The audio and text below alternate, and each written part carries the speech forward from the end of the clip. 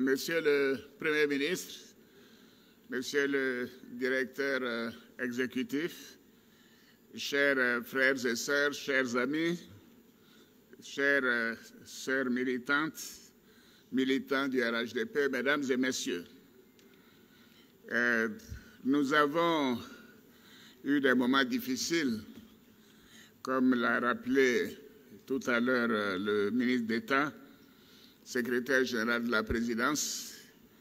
Je me dois de vous demander de vous lever à nouveau pour observer une minute de silence à la mémoire de tous ceux qui ont perdu la vie durant la période électorale.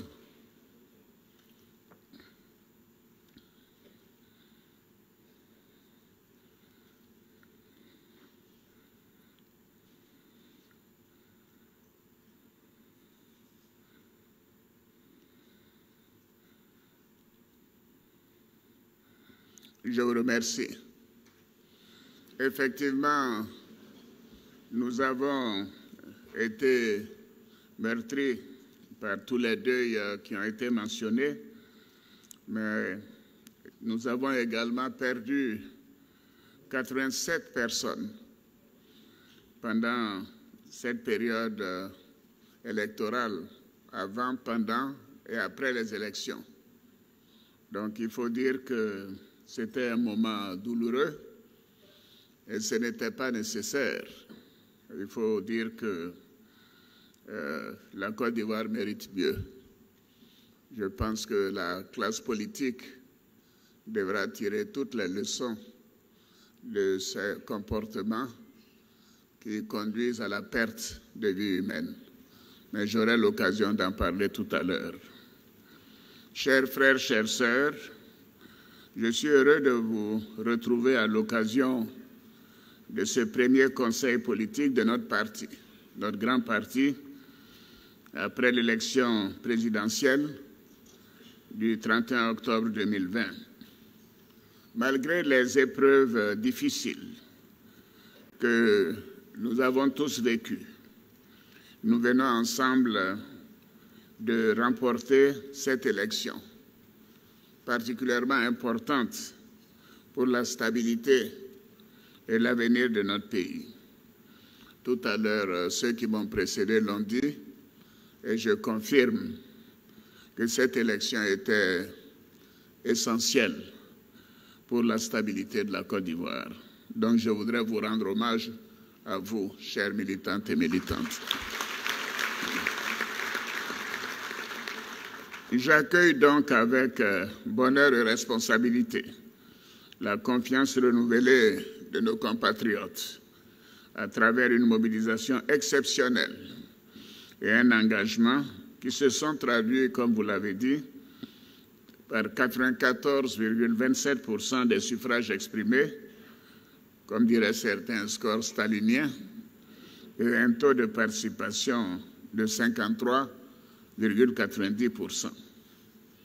Mesdames et messieurs les membres des instances, militantes et militants du RHDP, chers frères, chères sœurs, chers amis, je voudrais vous renouveler ma reconnaissance pour tous les efforts consentis pour garantir et consolider les acquis démocratiques dans notre pays.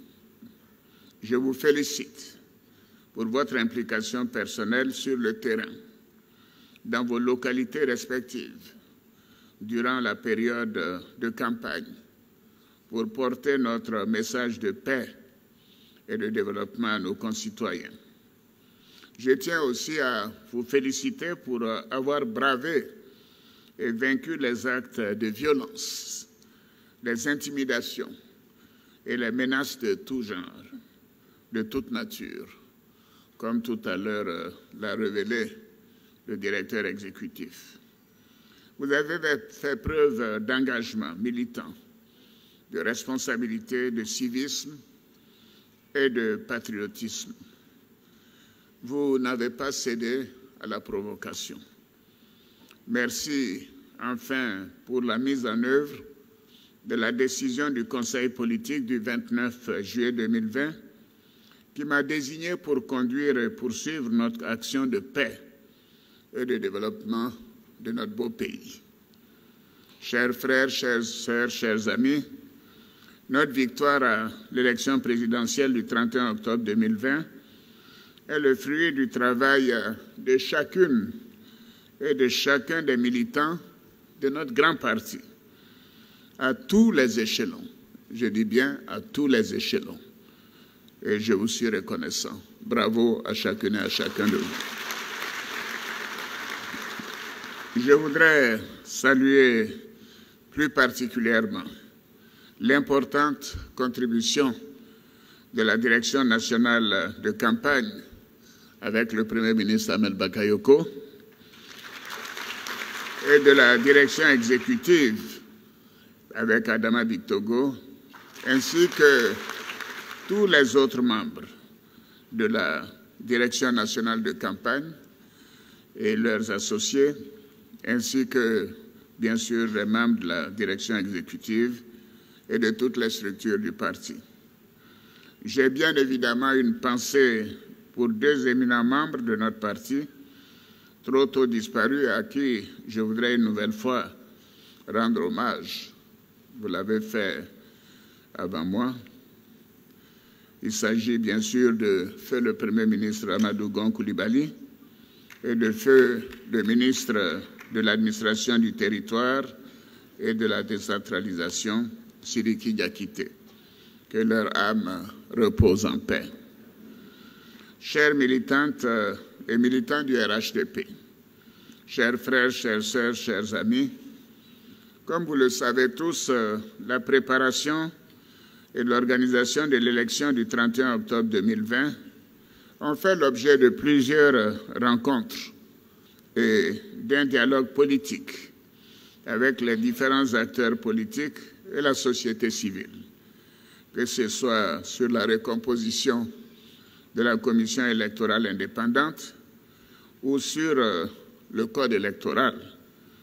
Et en plus de cela, la Constitution de la Troisième République, publiée le 8 novembre 2016, prévoit que l'élection présidentielle a lieu le 4e samedi du mois d'octobre de la 5e année du mandat du président de la République. Donc tout le monde savait que l'élection présidentielle devait avoir lieu le 31 octobre 2020, et ce, depuis 2016. C'est important de le signaler. Donc tout d'un coup, d'où vient cette idée de transition? 3 ans avant, on sait qu'il y a une élection. On s'assoit dans son salon et puis on dit on veut une transition.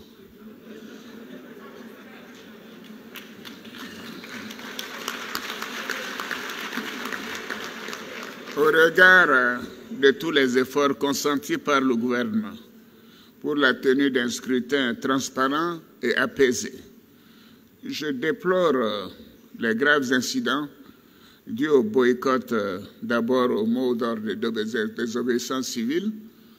Et je disais à Ahmed tout à l'heure, quand je suis arrivé, j'ai dit, mais les gens ont désobéi à la désobéissance civile parce qu'il y avait un embouteillage.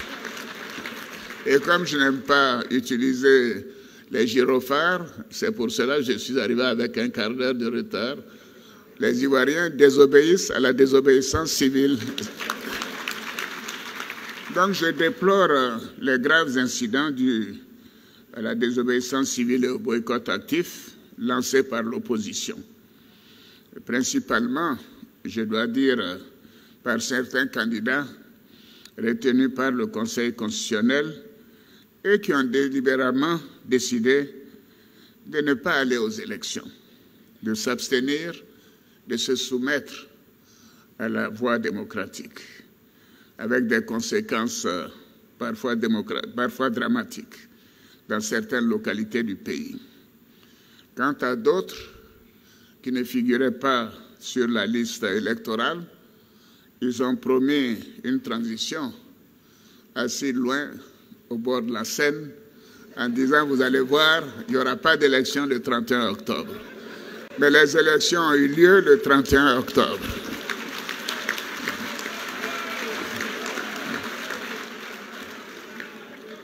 En raison de ces lassitudes, certains de nos concitoyens ont eu peur, ont été choqués, et beaucoup ont perdu la vie, et d'autres ont été blessés ou ont subi des pertes matérielles.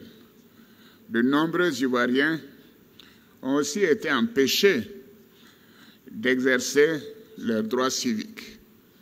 Et là, je considère que nos lois doivent être réformées pour que de tels actes soient considérés comme pouvant conduire à des actions pénales. Ce n'est pas normal d'empêcher les Ivoiriens de voter. Et je voudrais rendre hommage à certains d'entre vous. Raymond Goudou, relevez-vous. Raymond a pris les gendarmes pour aller dans son village pour voter. Elle a fait ça. Et je pourrais nommer d'autres personnes. Mais bien sûr, beaucoup ont eu peur. Et ces actes sont des actes criminels. Donc, c'est vrai qu'à l'Ivoirienne, on aime faire des bêtises, après on vient demander pardon. Mais il faut considérer que tout a une fin. On ne peut pas conduire à la perte de vie humaine mais on décide de ne pas aller aux élections. Et c'est très bien, on n'y va pas. On décide de ne pas voter, on ne va pas voter. Mais qu'est-ce que ça veut dire d'aller empêcher les autres de voter?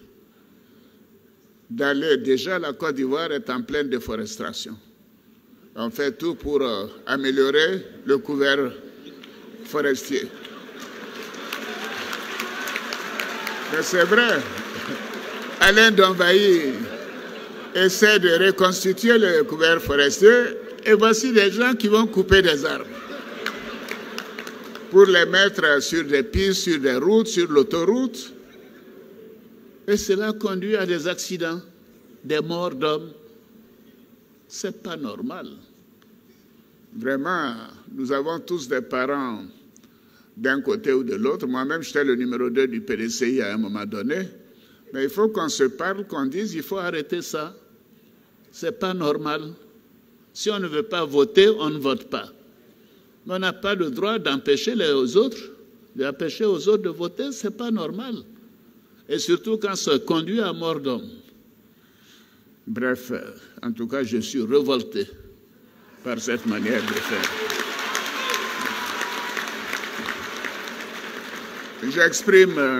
J'exprime une nouvelle fois ma compassion et mon soutien à toutes les victimes et à leurs proches.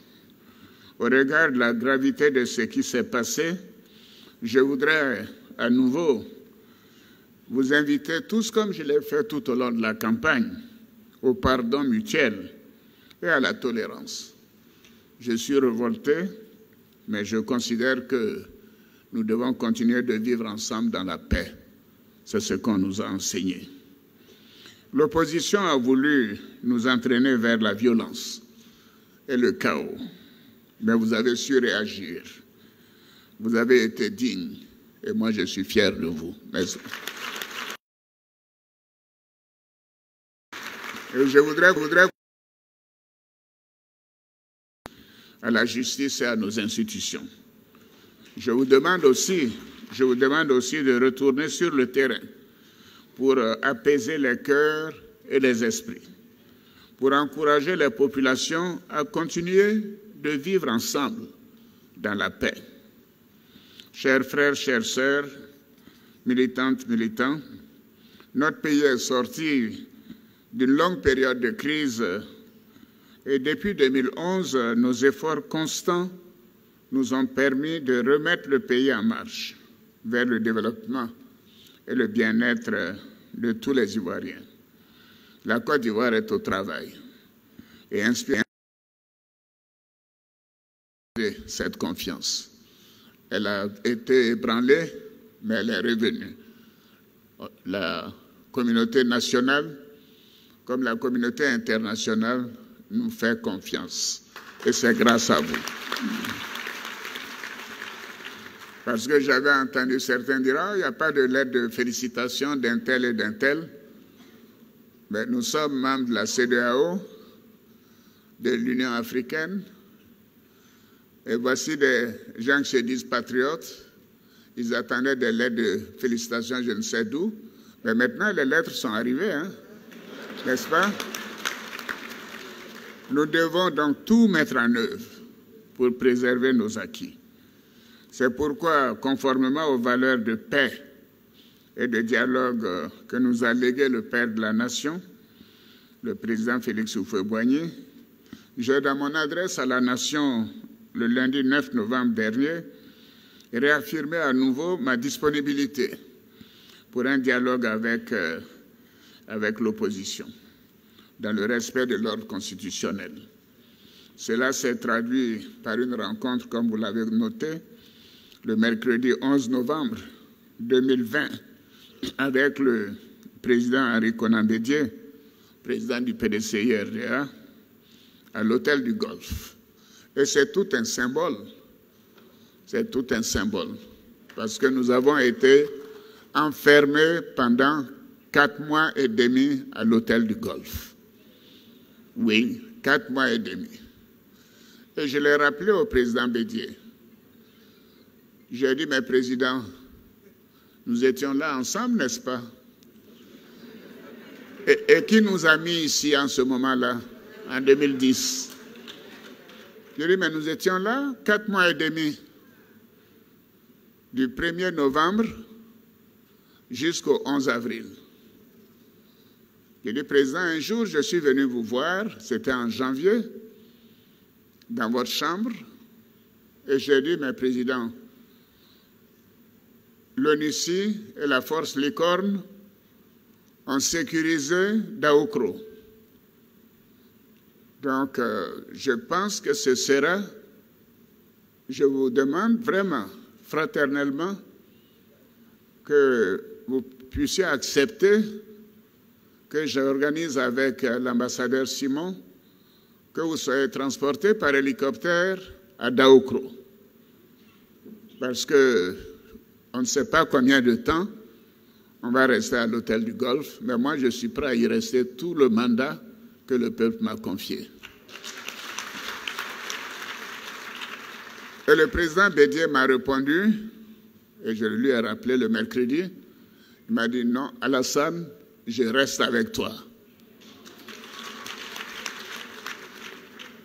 Alors donc, si nous avons choisi l'hôtel du Golfe, pour tous ceux qui se font des idées sur une transition, ils peuvent toujours rêver, il n'y aura pas de transition en Côte d'Ivoire. Je voudrais, pendant toute cette période de dialogue, avant le 11, j'ai instruit le Premier ministre Ahmed Bakayoko à renouer le dialogue avec le PDCI-RDA et le FPI, afin de leur permettre de reprendre leur place, parce que ce sont vraiment les deux partis, en dehors du RHDP. Autrement, il y a qui d'autre ici? C'est vrai. Le RHDP comprend, je ne sais plus combien de partis maintenant, le directeur exécutif me le dira, ou le porte-parole. Et puis, il y a 2 FPI, je crois. Et puis le PDCI, le plus vieux parti de Côte d'Ivoire, dont j'ai été le numéro 2 quand j'étais Premier ministre de Félix Houphouët-Boigny. Alors, donc, la Côte d'Ivoire doit continuer dans la stabilité et dans le souvenir. Nous devons nous rappeler de ce que nous avons fait ensemble pour la stabilité et le développement de notre pays. Les fauteurs de troubles, il faut les mettre de côté. Ils n'apporteront rien à la Côte d'Ivoire. Donc, mon objectif est de rétablir la confiance en toutes les filles et tous les fils de Côte d'Ivoire, de préserver un climat de paix et de stabilité et de poursuivre nos actions de développement. La paix et la stabilité sont importantes pour la mise en œuvre de notre projet de société qui est la Côte d'Ivoire solidaire. Et je voudrais féliciter le ministre d'État Patrick Hachi pour la rédaction de ce programme de gouvernement. Bravo, et toute son équipe, bien évidemment, avec Cissé Bakongo et le groupe des enseignants et tous ceux qui ont participé, Kabagnale, enfin je peux continuer. Et je vous demande de tout mettre en œuvre pour maintenir et renforcer la paix et le vivre ensemble sur toute l'étendue du territoire national. Le RHDP a pour devoir de travailler à rassembler toute la Côte d'Ivoire dans toute sa diversité. Oui, nous ne devons pas céder à la division. Je vous demande aussi de faire preuve de solidarité, de générosité, d'unité au sein des coordinations régionales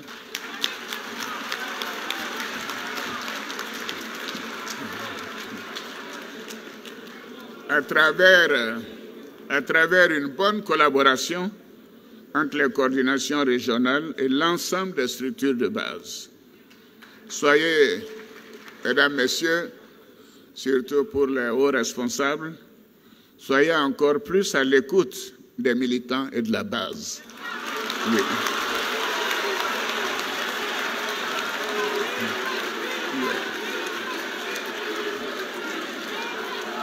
Oui.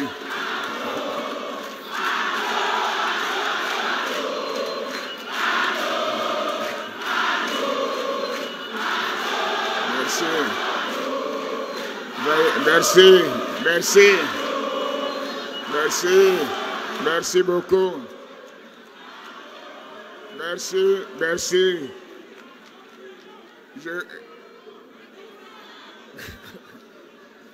Merci à tous. Militants, je vais vous rassurer, j'ai vu tous les ministres applaudir, donc le message est passé.